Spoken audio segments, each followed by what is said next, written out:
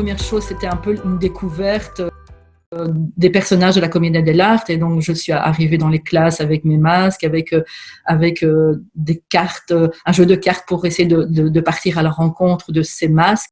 Et les enfants ont vraiment bien accroché aux différents personnages, à leur physique. À partir de là, ils ont choisi leur personnage un peu spontanément, comme ça, tiens, voilà, je vais choisir le docteur, je vais choisir le pantalone, l'arlequin, etc.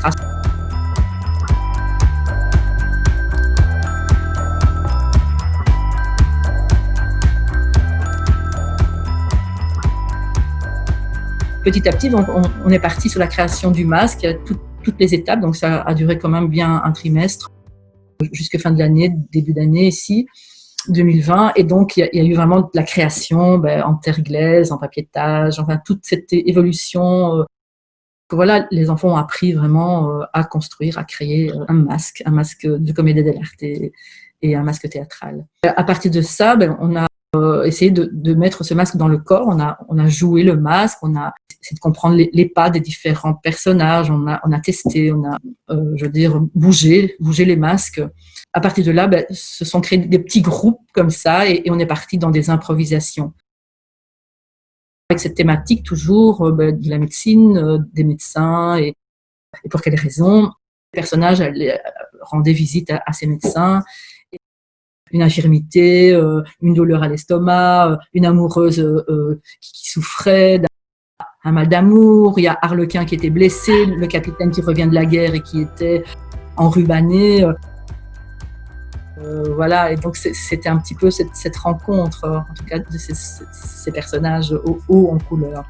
On essayait, on était encore évidemment sur la recherche, sur le jeu dramatique de ces scénettes-là. On est passé à l'écriture aussi de petits sketchs, de petits scénarios, de petites scénettes, et qu'on commençait à mettre en scène. Voilà, ça c'est un peu toute l'évolution jusqu'au lockdown, où là, voilà, on a dû arrêter brusquement, hein. Le 10 mars, hein, c'était ma dernière entrevue avec les enfants.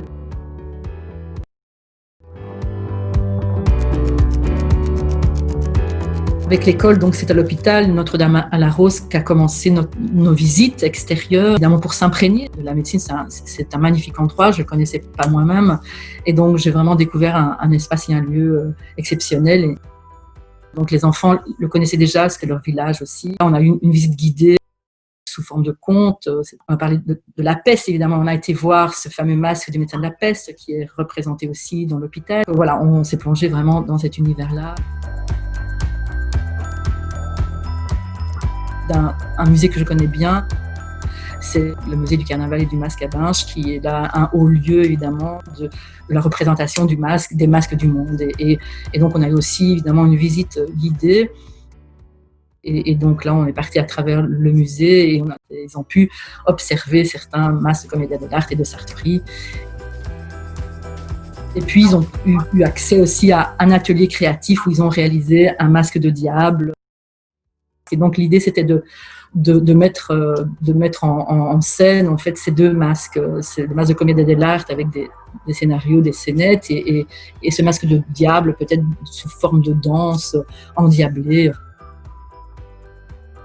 Peut-être le spectacle aurait été vraiment un point important, mais ce qui est intéressant surtout, c'est le processus qui a été mené en fait depuis le début de l'année.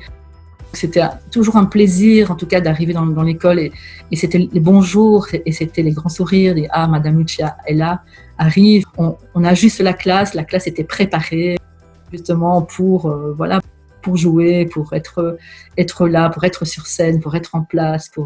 Donc ça a été vraiment une belle expérience pour moi, et voilà, qui s'achève un petit peu de façon brutale.